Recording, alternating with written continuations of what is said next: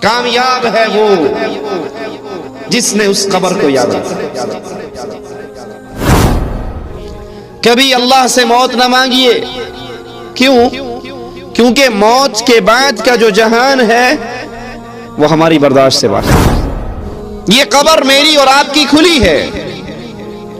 हर डूबता हुआ सूरज मुझे और आपको इस कब्र के करीब कर रहा है। और ये इतनी शदीद है, ये इतनी वहशतनाक है, ये इतनी खतरनाक है।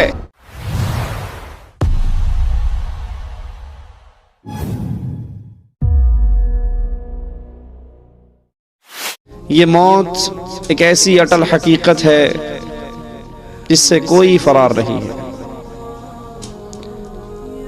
जिससे कोई बच नहीं सकता, जिससे कोई भाग नहीं सकता। इसने हर किसी पर आना है। कुल्लु मन अलैहा फान। इस धरती पे जो आया है वो जाने के लिए आया है। हमेशगी है तो एक अर्श वाले रब के लिए हमेशगी है।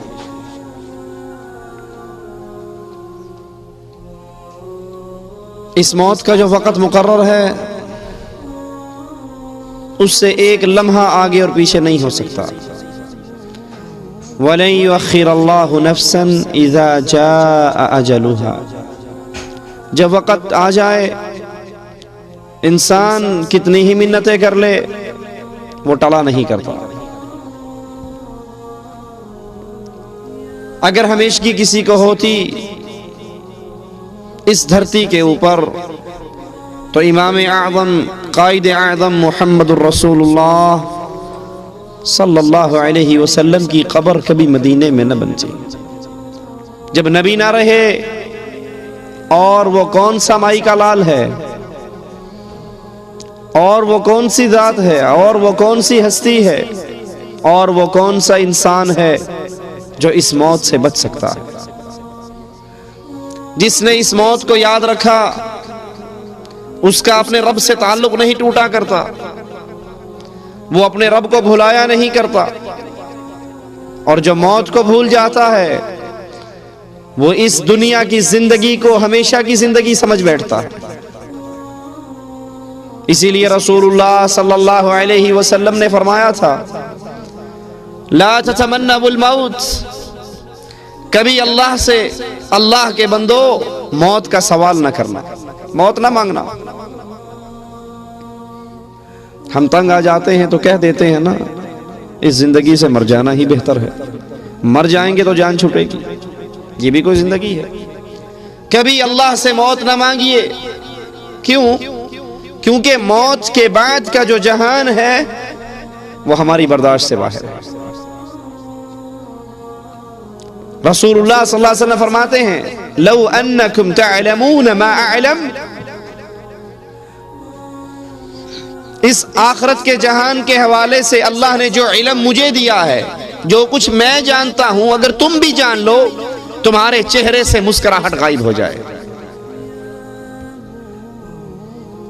रसूलुल्लाह सल्लल्लाहु अलैहि वसल्लम फरमाते हैं, दिल में ये गुमान हुआ, ये ख्वाहिश हुई, मैं अल्लाह से दुआ करूं, अल्लाह तुम्हें कब्र के अजाब की एक झलक दिखा दे, सिर्फ एक झलक। फिर ये सोच कर रुक गया कि अगर आदम के बेटे ने कब्र के अजाब की एक झलक देख ली, अपने किसी मुर्दे को जमीन में दफन नहीं करेगा। ये कब्र मेरी और आपकी खुली है।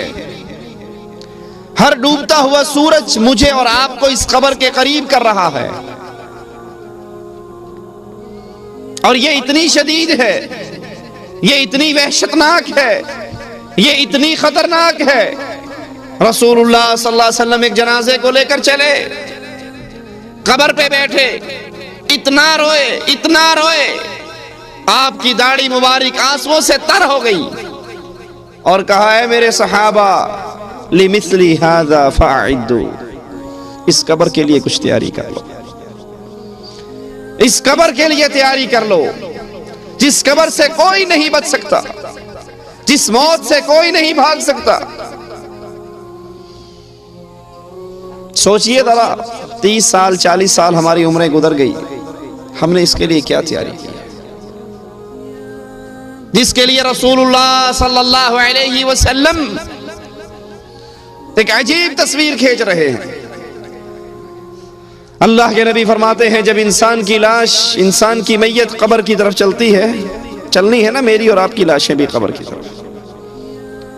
आज गैरों की लाशों को कंधा देते हो, कल कोई तुम्हारी लाश को कंधा देगा। आज तुम किसी को गुस्ल देते हो, कल कोई तुम्हें गुस्ल देगा।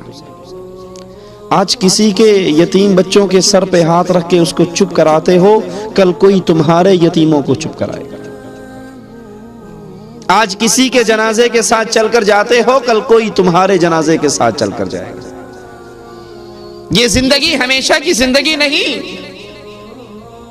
कामयाब है वो जिसने उस कब्र को याद रखा।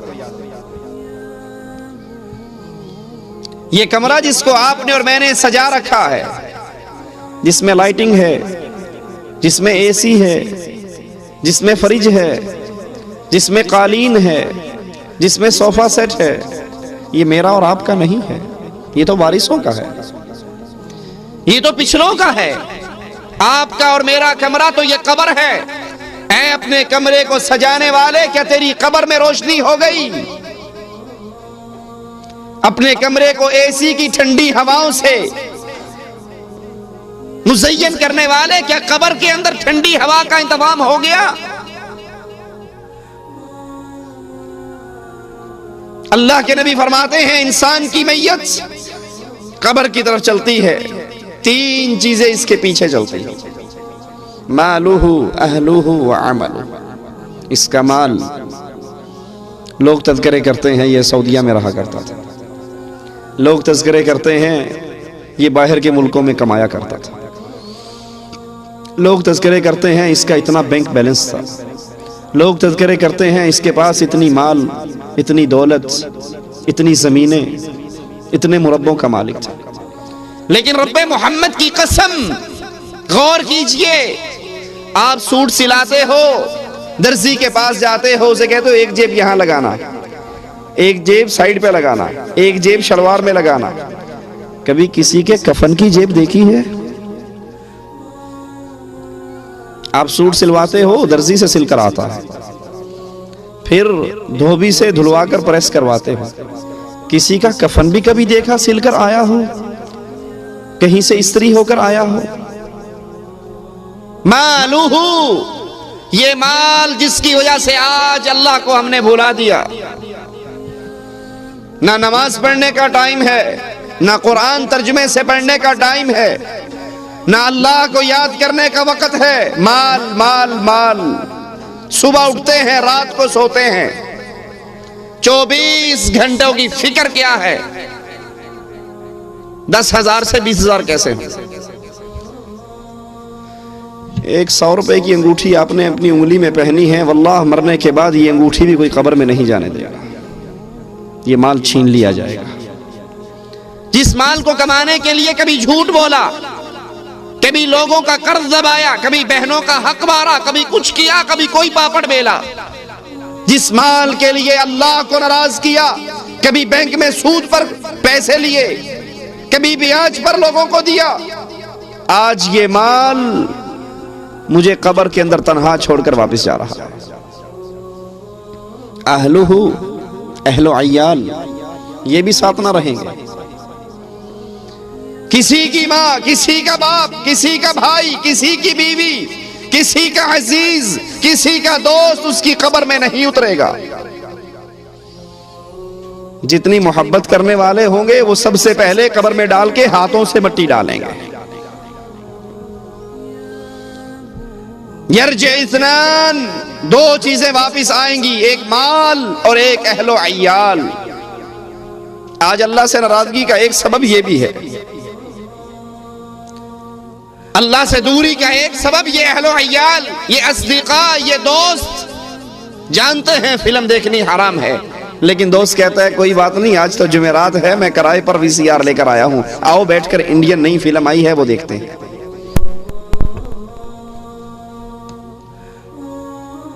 जानता है बीवी को पर्दा करवाना वाजिब है, लेकिन सोचता है अगर बेगम को भाई से पर्दा करवा दिया, देवर और जेठ से, तो भाई नाराज हो जाएगा। कोई बात नहीं, अल्लाह रसूल को साइड पे रहने दो, माहौल के मुताबिक चला करते हैं। अहलो अय्याल को राजी रखते हैं। बेगम फोन करती है, वापिस आ रहे हो? तो आते हुए एक बड़े साइज का कलर टेलीविजन सीडी प्लेयर लाना ना भूलना, क्योंकि घर के अंदर केबल आम हो गई है और हमारे घर के अंदर वही पुराना ब्लैक एंड व्हाइट टीवी चलता है। जो किसी ने कहा, दोस्तों को राजी रखा, बेगम को राजी रखा, माहौल और मुआशरे को राजी रखा, बिरादरी और भाइयों को राजी रखा, एक अल्लाह की रज़ा की फिक्र नहीं की। अल्लाह की कसम, ये माल भी छोड़कर चला गया, ये अहलो अय्याल भी छोड़कर चला गया। यबका वाहिदुन, एक चीज ऐसी है जिसने मुझे और आपको कब्र में कभी अकेला नहीं छोड़ना, और वो क्या है? आपके और मेरे अमल।